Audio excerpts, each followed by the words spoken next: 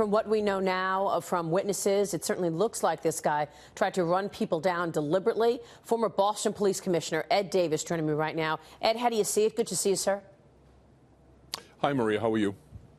Okay, what's your reaction here? Based on what we know, can you point to anything in terms of whether or not this was terrorism, what the motive might be? What's your take? Well, I mean, all the signs are there that this is an incident of terrorism. You've got the rental truck. We've seen prior attacks in Spain, France, and in the United States and New York. And, you know, when you look at the scene and you see the shoes, that's frequently what happens if a pedestrian is hit by a moving vehicle. But clearly, there were multiple people injured here. There's blood all over the streets, and we just heard from that witness that was quite moved by what he saw. This is exactly what a terrorist wants to do. So right now, the intelligence services are all spun up. Everybody's looking at this to see what they know about this suspect and about the incident. They're checking feeds of information to see if there's been any chatter around the world on this.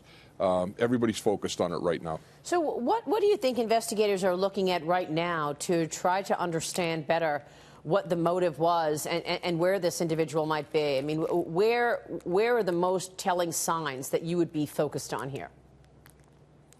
It's history of the individual, where the person has lived, what he's done, who he associates with.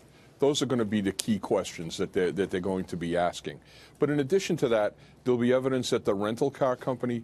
There'll be evidence in his activities in the 24 hours leading up to this. All of these avenues are being pursued right now by the local and state and federal police in Canada. Yeah. The Sunnybrook Hospital is telling us that at least 7 people, patients from the scene, have been admitted to the trauma center. And that's what we know in terms of the victims impacted. Do we know anything more in terms of what they might be focused on in terms of motive?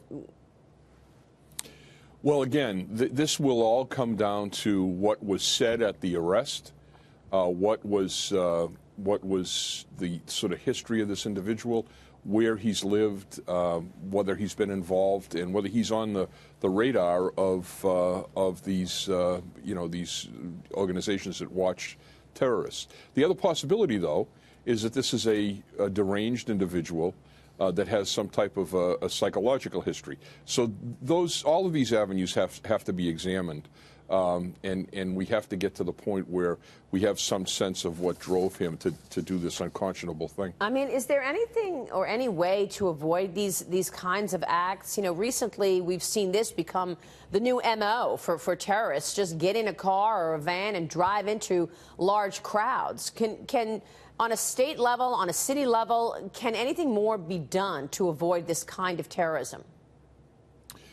Yes, there are things that are going on right now. There are businesses and cities that are installing bollards that protect the moving vehicles from pedestrians. It's a good safety move to begin with, but in this threat, people are doing this more and more often. There also can be things done at the point of rental. If we see that rental vehicles are being used over and over again, some further scanning of people who want to come in and rent a truck can be done. But we can't protect everything all the time.